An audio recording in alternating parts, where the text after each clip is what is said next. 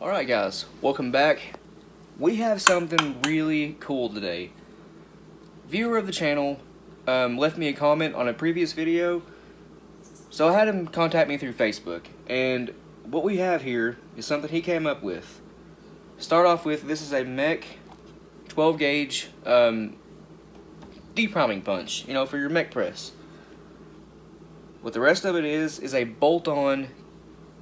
He welded this together himself. It's a bolt-on attachment to the reload all. It adds another station to it that deep primes your 3.5, 10, and 12 gauge shells without the use of a mallet and a punch or a screwdriver, a resize ring. You guys have seen me do this. Set it like that on your resize ring, screwdriver, and run it on the bottom of your press and knock it out by pulling it down. It's time consuming. It's not all that easy to do. Well, I mean, it is easy, but you have to line it up just right. With this thing right here, you just set your hole on it, pull down, it's gone. Now, with the 12 gauge shells, depriming those, some shells, like the Remington here, they do get stuck on there a little bit. It's a little bit tight, but just pull it right off. It's no issue. Now, this thing right here, interferes with nothing. It does not get in the way of any other function of your press. You can still load 2 3/4. I haven't cut down the final crimp tube right here, the 1/4 inch or 1/2 inch you would need to do in order to load 2.5 inch shells. So as it sits right now, it's 2 3/4 to 3.5 inch. I've drilled another hole in the shaft of it. Maybe you guys can see it right here above the original hole. And that is for the wad guide. Right here, it's just another 1/2 inch up from the original location, and that lets you feed wads through the wad guide. It works. It works great. I haven't done this yet, but I can take the 1 7/8 ounce bushing and open it up in order to get my 2 ounce shot drops, and I can buy another one, open it up for 2 1/4 ounce. But I probably won't go that route where I'm a mostly buckshot loader and I load everything by hand, even my powder charges. But I could see setting this up for 29 grains of long shot for at the most a 2 1/4 ounce load in 12 gauge, and permanently having this set up for 29 grains of long shot. And I could take my 10 gauge kit wherever it is. I've converted one of these to 10 gauge, as most of you guys know, and possibly get another one of these right here and have the same setup for 10 gauge. That way I have me a 3.5 inch 10 gauge press setup too. But as you can see, I'm pretty much out of space to mount another press to, but that's okay. I can build a small table, me and Josh could, and make a little, reloading table. You guys will have to excuse the mess I got going on over here. Just, I've been loading a lot of stuff today. We got this once fired Remington Sportsman's high-speed steel right here. We shot it earlier today. What was the load here? 1 3/8, 1550 FPS. Shot size is number 3 steel. So how this works is, well, got your primer right there. Like I mentioned earlier, these 12 gauge hulls are just a little bit tight coming off there, especially the Remingtons, but that knocks the primer out, and that is way faster than using a hammer and a mallet, setting your hull on your resize ring like that, knocking it out with a punch and mallet, or taking a screwdriver, setting it on your primer inside the hull, on your resize ring, and then setting it underneath your press and pulling down. It sure beats that. That's a lot faster. Now, this is a brand new 10 gauge hull right here. I'm just gonna chuck a Winchester back into it. I took the primer out a minute ago. Actually, the primer is right here. It's a 209A primer. I took it out just so I wouldn't lose it inside here. Just gonna reprime it real quick. Alright, primer's back in it. That's a fired Winchester 209. The 10 gauge works really well, which makes me think that the 16 gauge mech depriming punch would be great for the 12 gauge with this setup right here, but check this out. This actually works really well. Knocks the primer right out, no issues.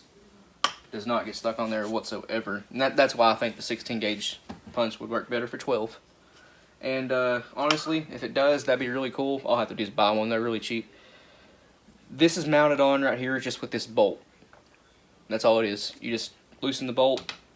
You can swap out punches. Works awesome. So to resize this, you need 2 resize rings. 12 gauge of course. Or if you don't want to buy another resize ring, just run down to your hardware store. 1.5 or 2 inch PVC pipe. It don't matter how tall it is, but this one's about a 4/5 inch diameter. Just big enough to fit over a 10 gauge hole for resizing these. So either option works great. What I'm going to use is the 2 resize rings. Just throw them on there. Now this is going to be tough to knock back off. These Remingtons have really tall brass, and the press doesn't have enough travel to kick the bottom ring back off. And I'm in here sideways, so this is going to be awkward. That bar gets in your way when you're standing at the press sideways. But just resize it like you normally would. Looking good. You guys will see what I mean here in a second. Top one comes off, but the bottom one, it's stuck on there. So the fix to that is, where did I do with it? Right there. Just take anything to use as a punch. This is a socket extension. Just drop it in your hole. Get you something to use as a mallet. I'm just using a pair of old wire cutters. Set it on a ledge and just beat it off. It's that easy. Now if you're using something like a Shaddad hole or a Winchester, or I think Federals have lower brass too, you're not going to have that issue. That'll knock it right off. The press will knock the ring right off. But anyway, we now have a resized and deprimed, there it is, Winchester 209 primer is what I'm going back with. That station is totally normal.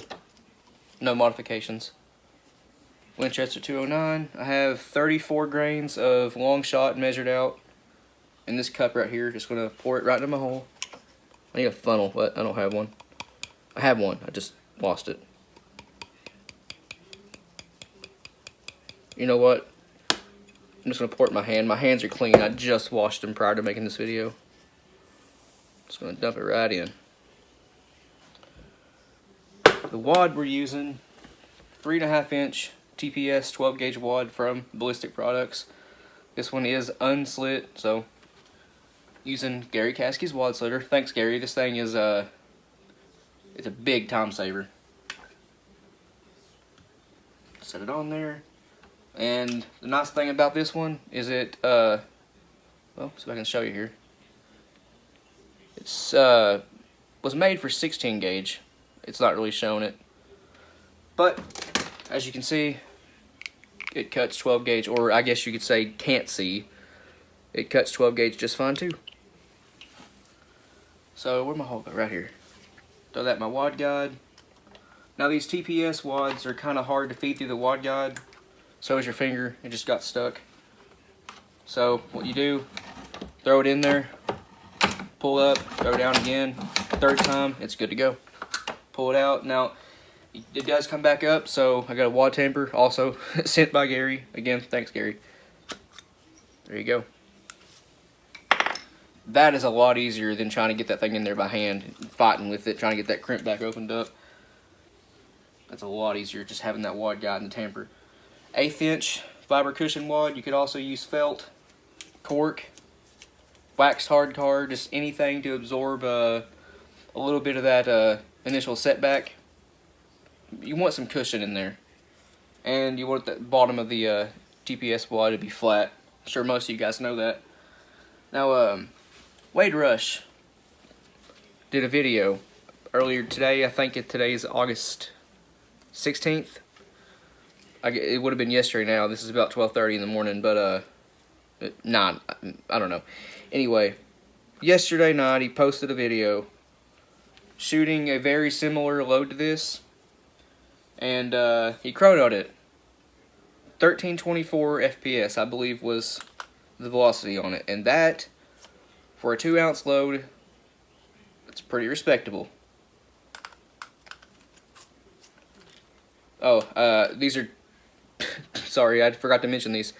20 pellets of 29 caliber, essentially #1 buck. Yes, factory #1 buck is 28 caliber for the most part, and true #1s are 30, but I like 29. 29 caliber is I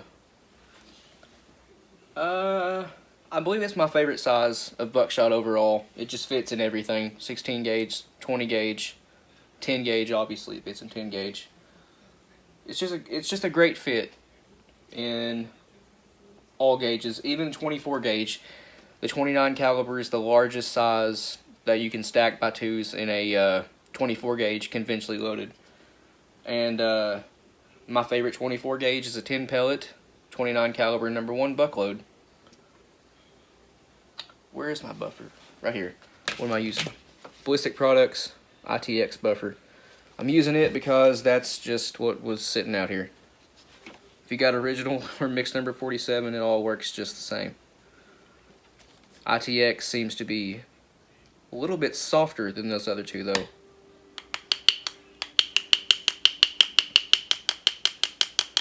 It also seems to provide some form of lubricant, like the mica wad slick would do. This stuff, I'll show you. It sticks to whatever it touches, and it just provides a pretty slick surface, almost like a chalk. Not quite that soft, but pretty similar.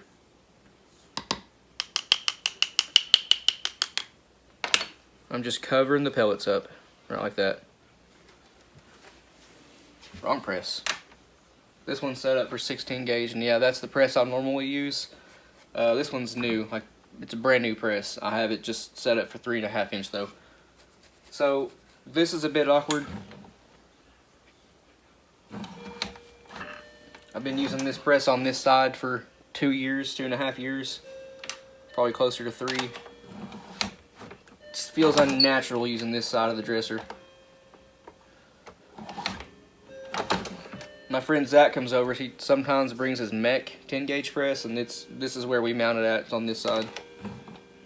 A little bit more crimp. It's hard to judge the pressure too, because again, weird side. Not a bad looking crimp.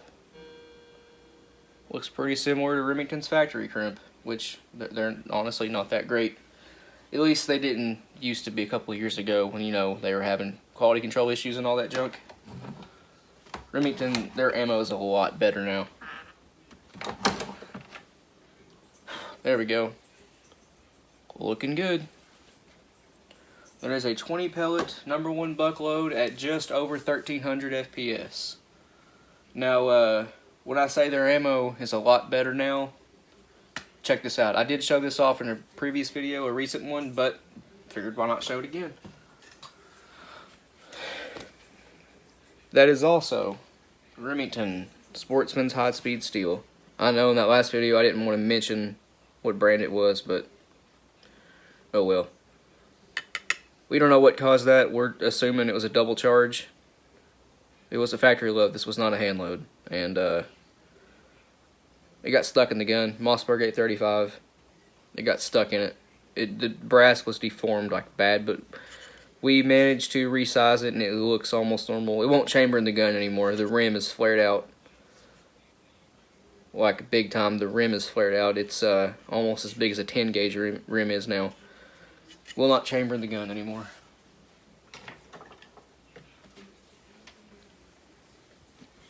It's pretty cool, ain't it, guys?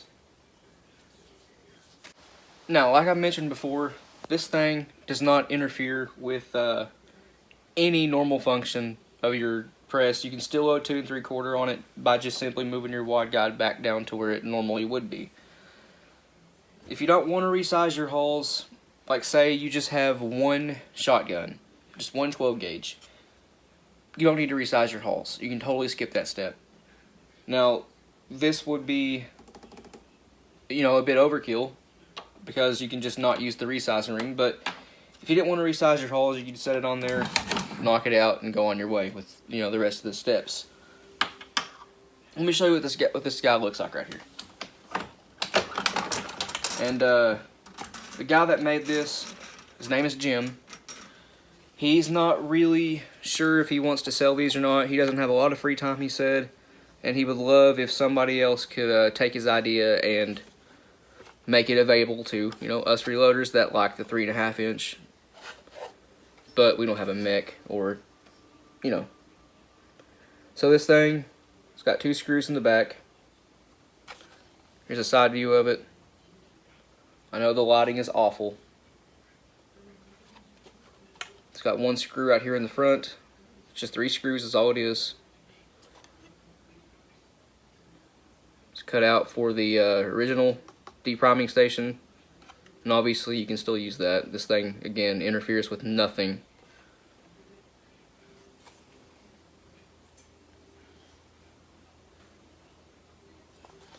Again, if you wanted to change this out to a 16 gauge to possibly, I haven't tested it out yet, make it easier on the 12 gauge holes to, you know, deprime those. It's just a bolt, or a nut, I should say. That's all it is, holding that on there. And I guess a crush washer too. See it? Really simple, but absolutely genius. This thing is awesome. This replaces the primer door on your press. Just a block of wood, piece of plastic over it, with it's drilled for, you know, the base of your shell. Got a hole. This is really smart right here. It's got a pin that's angled down and backwards. When you deprime these, it kicks the primer right into your press, right where they would normally go. Jim, this is honestly one of the coolest things I have ever seen in my life. Not just for reloading equipment, this is just borderline, well, it is genius. It's not borderline genius, it is genius. So, thanks, man, for sending me that. This thing is really handy. I'm gonna get some good use out of it. And of course, it goes back on there really easy too. I say that and struggle with it. There we go. I don't have my glasses on. Lining these holes back up is hard, but there you go. Now, the only thing you can't do with is pull it backwards. That's as far as it goes. But who pulls their press backwards to load? Nobody. And if you're doing that, you need to quit. That's weird. Just a side note, this 10 gauge hull was brand new, like right out of the bag. And it looks like that. What happened, Federal? I've never seen that in my life. That's weird. Just gotta fold. Trying to get good lighting to show you. I guess right there is good. Can't explain that one. It's weird. But I guess I should throw that primer back in there real quick. Now that I'm done with this haul. Come on, get in there. Fumble fingers. There we go. I would like to eventually get another one of these and mount it to my 10 gauge. I converted one of these to 10 gauge, as most of you guys know. So yeah, I've got a lead load all in 10 gauge, but I think it'd be cool to have another one of these, exactly like it with this depriming punch, just for 10 gauge. It'd be awesome. But anyway, well, thank you guys for watching. Please like and subscribe.